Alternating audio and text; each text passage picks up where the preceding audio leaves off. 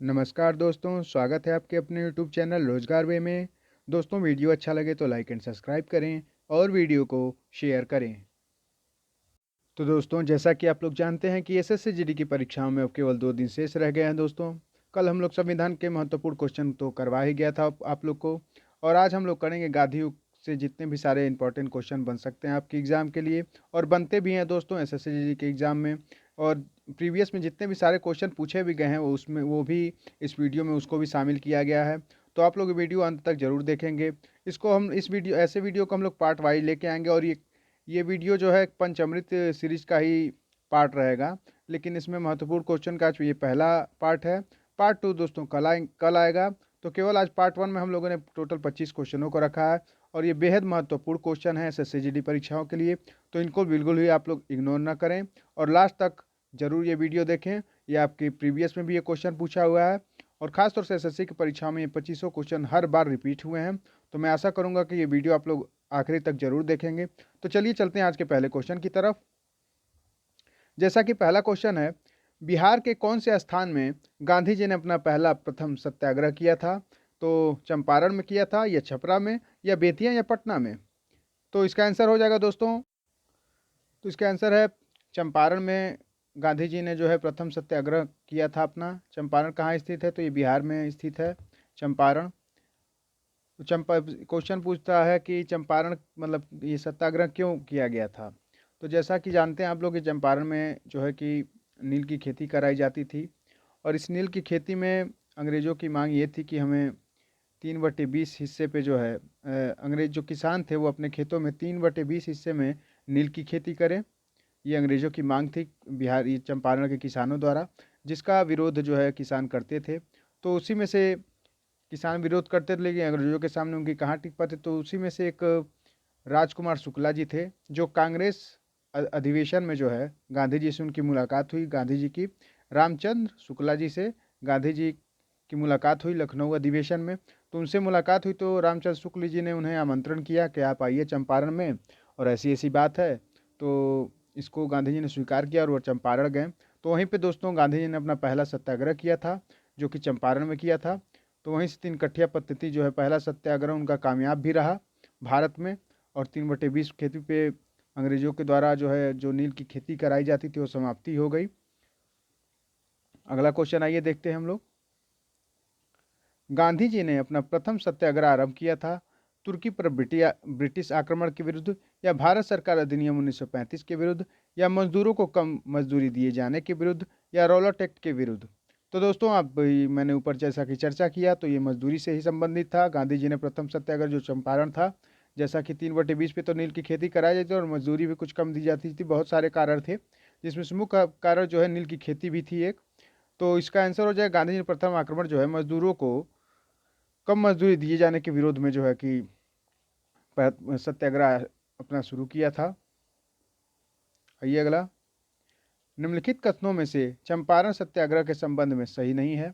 यह किसानों से जुड़ा था, इसे 3 कठिया प्रथा के विरुद्ध संचालित किया गया था, डॉक्टर राजेंद्र प्रसाद तथा जेबी कृपलानी ने इसमें एम के गांधी का सहयोग किया था, या आखिरी है यह प्रथम आंदोलन था जिसे एम के गांधी ने संपूर्ण भारत स्तर पर आरंभ किया था। तो दोस्तों इसका आंसर बताइए। तो जैसा कि आप लोग जानते हैं ये केवल चंपारण का ही हिस्सा था, चंपारण सत्याग्रह का ही हिस्सा था, ना कि इसको पूरे भारत में चलाया गया था ये। तो यह क्वेश्चन पूछा हुआ निम्नलिखित कथनों में से चंपारण सत्याग्रह में कौन संबंधित नहीं है? तो दोस्तों इसका आंसर हो जाएगा ये पूरे भारत में इसका कोई भारतीय स्तर पे आंदोलन नहीं था। तो इसका आंसर हो जाएगा ऑप्शन डी, आप लोग ध्यान रखेंगे। आइए अगला क्वेश्चन देखते हैं हम लोग। चंप चंपारण संघर्ष में निम्नलिखित में से किसने महात्मा गांधी का साथ दिया था? तो सरदार वल्लभ भाई पटेल और विनोबा भावे जी ने, या जवाहरलाल नेहरू और राजेंद्र प्रसाद जी ने, या राजेंद्र प्रसाद और अनुग्रह नारायण सिन्हा जी ने, या महादेव देसाई मणिबेन पटेल जी ने? तो दोस्तों चंपारण जो सत्याग्रह में हमारे राजेंद्र प्रसाद और अनुग्रह नारायण सिन्हा जी ने, और जो थी जेपी कृपलानी जी भी इनमें सहयोग की थी। रामनवमी प्रसाद जी ने भी इनका सहयोग किया था। जयप्रकाश नारायण सिन्हा ने भी इनका सहयोग किया था। ब्रिज किशोर ने जी भी इनका सहयोग किया था। महादेवी देसाई ने भी जो है महात्मा गांधी का सहयोग किया था। तो बहुत सारे लोग थे, लेकिन इस क्वेश्चन से लिया से अपना राजेंद्र प्रसाद एवं अनुग्रह नारायण सिंह जी ने जो है चंपारण में महात्मा गांधी का सहयोग किया था। आइए अगला क्वेश्चन, बिहार के किस नेता ने महात्मा गांधी के साथ किसान आंदोलन का नेतृत्व किया था? तो बाबा रामचंद्र, डॉक्टर राजेंद्र प्रसाद, रामचंद्र शुक्ल जी ने या रफ़ी अहमद किदवई ने? तो देखिए किस नेता ने आमंत्रण किया था उन्हें, तो अभी मैंने ऊपर बताया था आप लोग को कि रामचंद्र कुमार शुक्ल जी ने उन्हें आमंत्रित किया था। तो नेतृत्व महात्मा गांधी के साथ इन्होंने ही किया था, रामचंद्र शुक्ल जी ने। और राजेंद्र प्रसाद और जो जितने भी लोग थे, रहमत तो इन लोगों ने महात्मा गांधी का केवल साथ दिया था, लेकिन नेतृत्व महात्मा गांधी के साथ किसने किया था? तो राम कुमार शुक्ल जी ने किया था। आप लोग ध्यान रखेंगे। आइए अगला क्वेश्चन, चंपारण आंदोलन से कौन संबंधित नहीं था? राजेंद्र प्रसाद, अनुग्रह नारायण सिन्हा जी, या जेवी कृपलानी जी, या जयप्रकाश नारायण जी? तो दोस्तों इस क्वेश्चन का आंसर हो जाएगा राजेंद्र प्रसाद से संबंधित थे ही, अनुग्रह नारायण सिन्हा जी संबंधित थे ही, जेवी कृपलानी भी संबंधित थी। तो इसका आंसर हो जाएगा जयप्रकाश नारायण जो है चंपारण आंदोलन से संबंधित नहीं है। इनका कोई मतलब नहीं था उस सत्याग्रह से। अगला है, महात्मा गांधी के चंपारण सत्याग्रह का किसने विरोध किया था? तो रविंद्रनाथ टैगोर जी ने, NG रंगा ने, या रामचंद्र शुक्ल जी ने, या राजेंद्र प्रसाद जी ने? तो दोस्तों ये केवल ये इकलौता आदमी था, NG रंगा जी ने जो है चंपारण सत्याग्रह का जो है विरोध किया था। एक इकलौते ऐसे इंसान थे ये बहुत बार क्वेश्चन पूछा हुआ, आप लोग ध्यान रखेंगे। वेरी वेरी इंपॉर्टेंट ये क्वेश्चन है कि चंपारण सत्याग्रह का किसने विरोध किया था? तो NG रंगा ने जो है कि इसका विरोध किया था। आइए अगला क्वेश्चन, निम्नलिखित में से कौन महात्मा गांधी के चंपारण सत्याग्रह से संबंधित है? वल्लभ भाई पटेल जी हैं, मदन मोहन मालवीय जी, शौकत अली, या रामचंद्र शुक्ल? तो जैसा कि अभी हम लोगों ने ऊपर देखा, रामचंद्र शुक्ल जी जो है कि महात्मा गांधी के चंपारण सत्याग्रह के नेतृत्वकर्ता थे, इनके सम्मिलित थे, इनके साथ इन्होंने भी इसमें निभाई थी। तो रामचंद्र शुक्ल इस क्वेश्चन का आंसर हो जाएगा। अगला है, महात्मा गांधी के राजनीतिक गुरु कौन थे? वेरी वेरी इंपॉर्टेंट क्वेश्चन है ये, आप लोग ध्यान रखेंगे। तो महात्मा गांधी के राजनीतिक गुरु अब थे गोपाल कृष्ण गोखले जी थे। आप लोग ध्यान रखेंगे, बहुत बार पूछा हुआ है question, very very important question है। महात्मा गांधी के राजनीतिक गुरु कौन थे? गोपाल कृष्ण गोखले जी थे। गांधी जी के नाम से पहले महात्मा जोड़ा गया चंपारण सत्याग्रह के दौरान, रौलक एक्ट विरुद्ध सत्याग्रह के दौरान, या वर्ष 1919 में भारतीय राष्ट्रीय व कांग्रेस अमृतसर अधिवेशन में, या खिलाफत आंदोलन के आरंभ के समय में? तो दोस्तों इसका आंसर हो जाएगा, गांधी जी के नाम से पहले महात्मा गांधी जोड़ा गया था चंपारण सत्याग्रह में। आप लोग ध्यान रखेंगे, किसने इनको महात्मा की उपाधि दी थी? तो रविन्द्रनाथ टैगोर जी ने चंपारण सत्याग्रह के बाद इनको चंपारण सत्याग्रह में इनको महात्मा की उपाधि दी थी। रविन्द्रनाथ टैगोर ने दी थी महात्मा की उपाधि, ध्यान रखेंगे आप लोग। आइए अगला क्वेश्चन, निम्नलिखित में से किसने गांधी जी को सर्वप्रथम महात्मा गांधी के तौर पर संबोधित किया था? जैसा कि अभी हमने बताया आपको, तो जवाहरलाल नेहरू जी ने किया था, या मदन मोहन मालवीय जी ने, या रविन्द्रनाथ टैगोर ने, या सुभाष चंद्र बोस ने?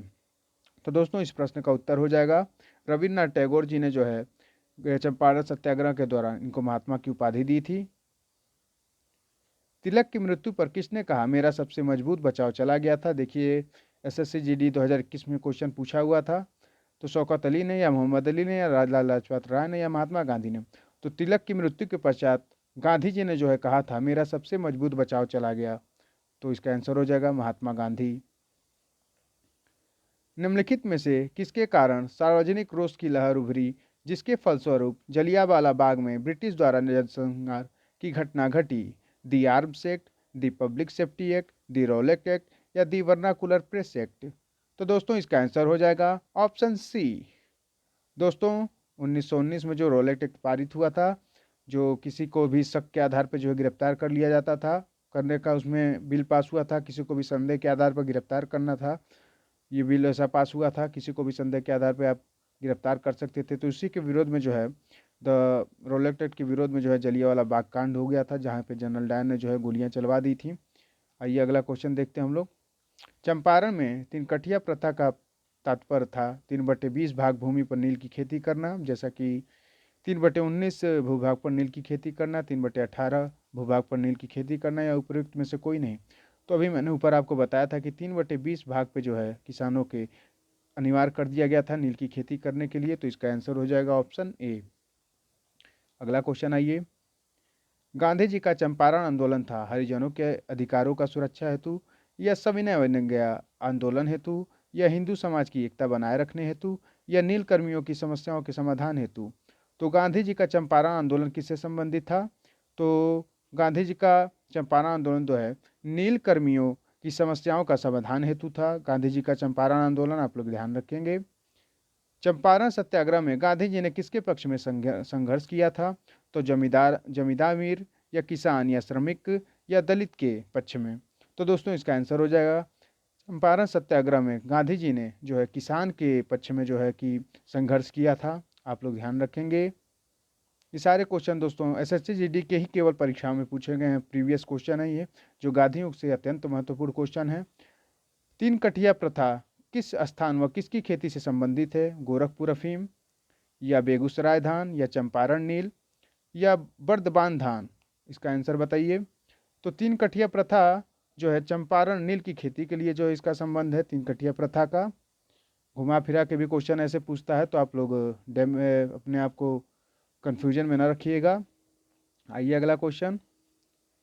एम के गांधी ने निम्नलिखित भारतीय राष्ट्रीय कांग्रेस के अधिवेशन में किस एक में सर्वप्रथम भाग लिया था? एम के गांधी का मतलब है यहाँ पे महात्मा गांधी ने, मोहनचंद करमचंद गांधी जी ने किस राष्ट्रीय कांग्रेस अधिवेशन में एक में सर्वप्रथम भाग लिया? तो लखनऊ अधिवेशन 1916 में, या कलकत्ता अधिवेशन 1901 में, या अमृतसर अधिवेशन 1919 में, या नागपुर अधिवेशन 1920 में। तो दोस्तों इस प्रश्न का उत्तर हो जाएगा गांधी जी ने केवल एक बार जो है कांग्रेस अधिवेशन में भाग लिया था, वो कलकत्ता अधिवेशन में लिया था 1901 में। आप लोग ध्यान रखेंगे। रॉलक एक्ट का भारतीय राष्ट्रीय कांग्रेस ने विरोध किया क्योंकि इसका लक्ष्य था व्यक्तित्व स्वतंत्रता को सीमित करना, या भारतीय राष्ट्रीय कांग्रेस को प्रतिबंधित करना, या सांप्रदायिक प्रतिनिधित्व को विस्तृत करना, या देशद्रोह के आरोप में राष्ट्रीय नेताओं को बंदी बनाना। तो दोस्तों इसका क्या लक्ष्य था रॉलेट एक्ट का? तो दोस्तों उस समय कांग्रेस जो है कि अपने देश में उसका एक अलग ही हुआ करता था, और कांग्रेस अपने दिल में सबसे बड़ा दल हुआ करता था। तो उसका रॉलेट एक्ट का यही था कि भारतीय राष्ट्रीय कांग्रेस को प्रतिबंधित करना था इसका लक्ष्य। रॉलेट एक्ट का आप लोग ध्यान रखेंगे।